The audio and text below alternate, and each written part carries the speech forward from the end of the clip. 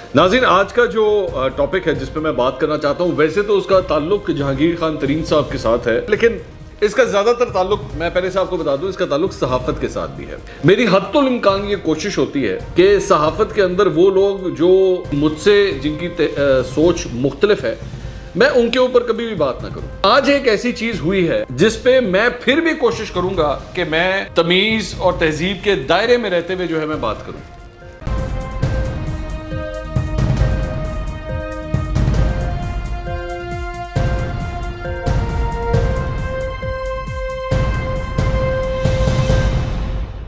अस्सलाम वालेकुम नाज़रीन, मैं हूं मंसूर अली खान। अपने YouTube चैनल के ऊपर आपको खुशामदीद कहूँगा। सबसे पहले आपसे दरख्वास्त के चैनल को सब्सक्राइब करना मत भूलिएगा और बेल आइकन ज़रूर प्रेस कीजिएगा।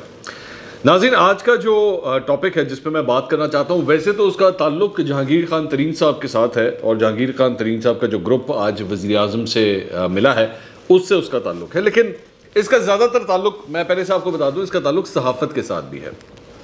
वो किस तरह, वो मैं अभी आगे चल के आपको समझाता हूँ। लेकिन पहले ज़रा दो चार चीज़ें ज़रा क्लियर कर लूँ ताकि किसी किस्म की एम्बिग्विटी या कन्फ्यूजन ना रहे। तो वो ज़रा पहले मेरी अर्ज़ सुन लीजिएगा, उसके बाद मैं असल टॉपिक के ऊपर आता हूँ।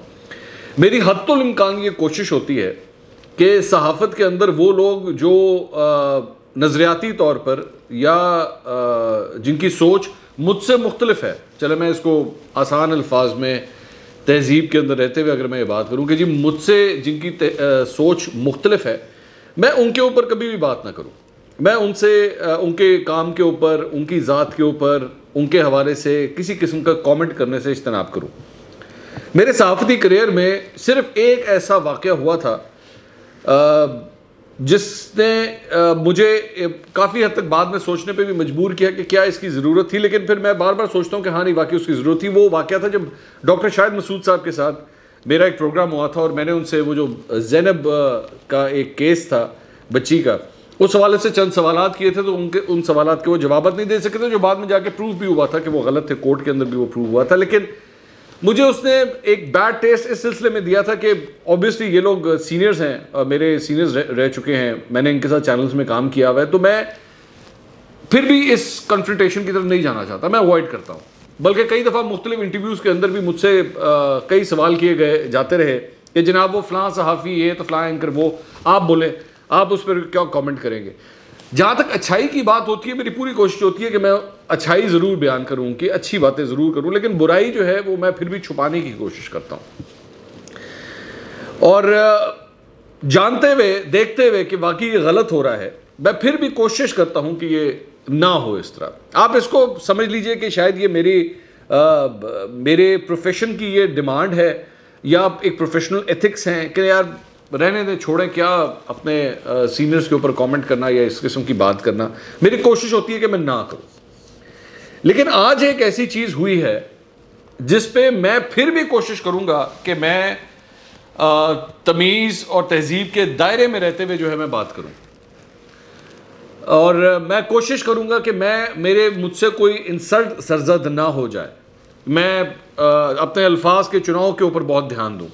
बाय द वे, मुझे एकदम अभी याद आया कि मैं हसन निसार साहब के ऊपर भी मैं बात कर चुका हूँ, लेकिन उस पर भी मैंने बहुत ध्यान रखा था। मैंने कोशिश की थी कि मैं उसके अंदर भी जो है वो तहजीब के अंदर ही रहूँ, कोई ऐसी वैसी मुझसे गलती सरजद ना हो जाए। बहुत मैंने ख्याल रखा था इस बात का। मुझे बाद में लोगों ने एक्चुअली फ़ोन करके कहा था, यार तू ज़्यादा ही मुतात हो गया। मैं नहीं भाई, मेरे सीनियर्स हैं, मेरी कोशिश है कि मैं ना उन पर कमेंट करूं।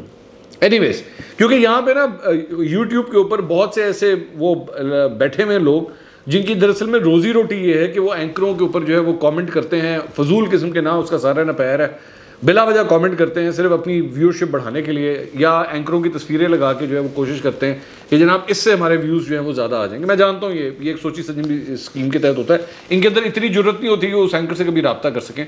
लेकिन बहरहाल आज जिस चीज़ पर मैं बात करना चाह रहा हूँ वो जहांगीर तरीन साहब का जो मामला है। आप जानते हैं उनके ग्रुप की एक मुलाकात आज हुई है इमरान खान साहब से, और उसके अंदर ज़ाहिर बात है मैं ज़्यादा हिस्ट्री में जाऊँगा। आप जानते हैं पिछले कई हफ्तों से ये सिलसिला चल रहा है कि वो हर तारीख के अंदर जो है वो अपने बंदे बताते रहते हैं, दिखाते रहते हैं कि जनाब इतने बंदे हो गए, इतने बंदे हो गए, और अब वो अल्टीमेटली इमरान खान साहब से उनकी मुलाकात जो है वो हो गई है, उनके ग्रुप की मुलाकात हो गई है।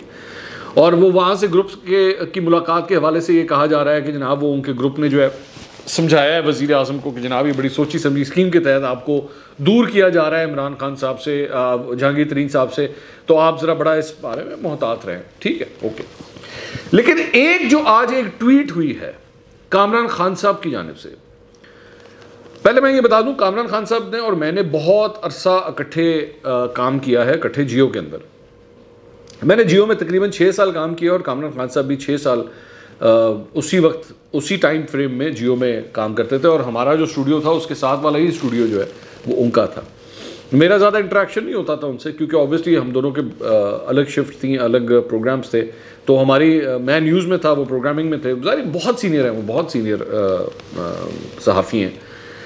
लेकिन बहुत महीनों से, पिछले काफ़ी देर से उनकी बहुत सी ट्वीट्स के ऊपर हम जैसे जो उनके जूनियर हैं, मैं बिल्कुल बार बार मैं कहूँ हम उनके जो जूनियर हैं, वो हम आपस में जब बैठ के बात करते तो हम हैरान होते थे कि कामरान साहब क्या हो गया इनको, ये क्यों इस किस्म की ट्वीट्स करते हैं जो इमरान खान साहब के बड़े सपोर्टिव हों, बड़े हक में हों, हुकूमत के बड़े हक में हों।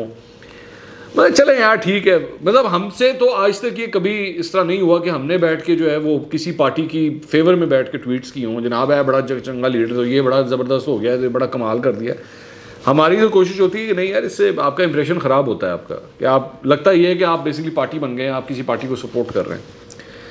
तो ये क्यों कामरान खान साहब इस तरह करते रहे हैं, क्यों इस तरह ट्वीट्स करते थे? लेकिन अब मैं फिर भी इस पर मैं कमेंट नहीं करता, मैं छोड़ो यार कुछ नहीं होता, चले ठीक है, सीनियर है, उनको सोच समझ के कर रहे होंगे, डजेंट मैटर। लेकिन आज जो उन्होंने एक ट्वीट की, मैंने उसको पढ़ा और मैंने सोचा यार ये क्या हो गया ये। अब वो ट्वीट किया है, ये आपकी स्क्रीन के ऊपर वो ट्वीट में लिखा हुआ है, मैं पढ़ देता हूँ इसको। जहांगीर खान तरीन ग्रुप पाकिस्तानी सियासत की नई ठोस हकीकत, नई ठोस हकीकत। 33 अरकान पार्लियामेंट बशमूल 11 MNA, पंजाब असेंबली 22 अरकान, चौथी बड़ी सियासी कुव्वत है। तरीन ग्रुप हमायत बिना, यानी तरीन ग्रुप की हिमायत के बगैर मरकज पंजाब हुकूमत ढेर हो जाएंगी। चंद मिनटों में तरीन ग्रुप इमरान खान कलीदी मुलाकात है। खान साहब जोश से नहीं होश से काम लें प्लीज। अच्छा, ये जो बाकी सारी जो चीजें हैं ना, जो इस ट्वीट का जो शुरू का हिस्सा है, मुझे उस पर इतना कोई इशू नहीं है, क्योंकि ठीक है इन्होंने काफ़ी हद तक उसमें रिपोर्ट की है, बताया है, वो कोई नई चीज़ तो नहीं है। ये रिपोर्ट पहले सबको पता थी कि 33 अरकान है, उसमें 11 MNA 22 अरकान है, ठीक है, दैट्स फाइन, उसमें कोई इशू नहीं है। बाद में उन्होंने ये फरमाया कि जनाब उनकी हिमायत के बगैर जो है वो मरकज़ और पंजाब की हुकूमतें ढेर हो जाएंगी। ये भी ठीक है, फैक्चुअल बात है, ये भी हो चुकी है। ये जो आखिरी सेंटेंस था, आखिरी सेंटेंस, मुझे इस पर प्रॉब्लम है, और मुझे इससे बहुत प्रॉब्लम है कि जनाब खान साहब जोश से नहीं होश से काम लें। हम कौन होते हैं किसी को ये बताने वाले कि जनाब आप ये स्टेप, ये सियासतदान ये कदम उठाए या ना उठाए, कि आप ये फलां ग्रुप के खिलाफ या फलां बंदे के खिलाफ ये एक्शन लें या ना लें। ये उसकी जमात है, ये उसकी हुकूमत है। वो जहांगीर तरीन साहब को जफी डाले, वो जहांगीर तरीन को जेल में डाले, हमें इससे क्या? हम सहाफ़ी ये बात क्यों करें, हम क्यों ये बात बताएं? ये हमारा काम है क्या कि हम किसी को ये बताएं कि जनाब हाँ, या तो ये हो ना कि इमरान खान साहब ने आपको फ़ोन किया हो, और फ़ोन कर चले, वैसे तो ये भी अवॉइड करना चाहिए, लेकिन फिर भी अगर चले किया हो कि कामरान खान साहब मैनू लगता है कि मैं पूरे दुनिया के अंदर जो है ना आपसे बढ़ के पाकिस्तानी सियासत के बारे में कोई भी नहीं जानता, तो उसे मैंने दसो की करना होता है इस तरह। तो फिर तो आप चले उनको एक अपनी पर्सनल राय तो आप दे दें कि जनाब ये आपको करना चाहिए। जब ये बात हो कि जनाब खान साहब आप जोश से नहीं होश से काम लें, आप खान साहब को क्या कहना चाह रहे हैं कि खान साहब आप जहांगीर तरीन को माफ़ कर दें या इस ग्रुप को जाने दें, या खान साहब अगर आपने इस ग्रुप को ना जाने दिया या आपने जहांगीर तरीन को ना छोड़ा तो पंजाब में भी आपकी हुकूमत गई और सेंटर में भी आपकी हुकूमत गई, तो आप जोश से नहीं होश से काम लें। क्यों? इसका तो एक ऑपोजिट साइड भी है ना। इसका ऑपोजिट साइड ये है कि वो अगर फिर भी जहांगीर तरीन के पूरे ग्रुप को बुला के कहें कि जनाब जो मर्जी हो जाए, मेरी हुकूमतें जाती हैं तो जाएं, मैं जहांगीर तरीन के खिलाफ फिर भी एक्शन लूंगा, आई डोंट केयर। हम सहाफियों का कब से काम शुरू हो गया कि हम बैठ के इन सियासी जमातों को या सियासी रहनुमाओं को ये बैठ के ये तजवीज़ें देना शुरू करें? मैं दोबारा बात करूंगा, मैं एंड आई एम सॉरी अगर आप इरिटेट हो रहे हो, मैं कामरान खान साहब की शान में कोई गुस्ताखी नहीं करना चाहता, मेरे सीनियर हैं, मैंने उनसे मतलब मैंने बहुत काम किया उनके साथ, एक ही चैनल में बल्कि 2 चैनल्स में, हाँ मुझे याद है मैंने दूसरे एक और चैनल में भी काम किया है। तो इसके बावजूद हम लोग तो इस किस्म के लोग हैं कि इन लोगों से हमें सीखते हैं, हम लोग सीनियर से, खैर वो और सीनियर से जिनसे कम से कम मैं सीखता हूँ, लेकिन कामरान खान साहब से सीखा तो कुछ नहीं, लेकिन ये स्टेज आ गई, हम अपने जूनियर्स को सिखा क्या रहे हैं कि जनाब आपने मुल्की सूरत हाल के ऊपर आपका कमेंट होना, मतलब आप अगर यहाँ पे ये कह देते कि जनाब आज ये मुलाकात जो है ये डू और डाई सिचुएशन है, इससे पता लग जाएगा कि भाई ये पंजाब के अंदर कोई तब्दीली आनी है या नहीं, या मरकज़ में कोई तब्दीली आनी है नहीं, ठीक है ये आपका राइट है, आप इसमें कमेंट करें, लेकिन to actually go and start advising politicians and the prime minister कि जनाब आपको करना क्या चाहिए, आप जोश से काम मत लें, होश से काम लें, क्यों? ये तो उनका फैसला है ना, ये क्या एक सहाफ़ी का काम है कि वो इस पर कमेंट करे?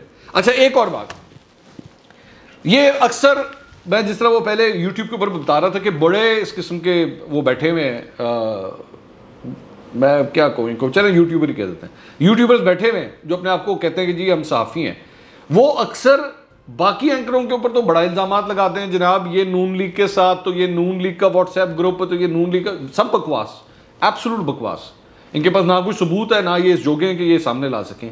यहां पे एक एंकर जो है वो खुलेआम एक मुल्क के वजीर आजम को बता रहा है कि जनाब ये करना चाहिए आपको, वो इस हद तक पार्टी बन रहा है, यहां पे आके मुंह बंद हो जाएंगे, यहां पे आप आके कोई कमेंट नहीं होगा, क्यों?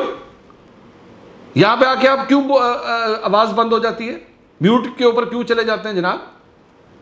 यहां पे आपको नजर नहीं आ रहा कि एक सहाफी जो है वो अपनी उस सहाफती लाइन को अबूर करके आगे जा रहा है? हम तो फिर भी ये इल्जाम नहीं लगा सकते, हम तो ना ये व्हाट्सएप ग्रुपों को इल्जाम लगा सकते हैं क्योंकि नहीं है, हमारे पास सबूत कोई नहीं है, हम तो सिर्फ एक उस चीज पे कमेंट कर रहे हैं जो आंखों के सामने हो रहा है।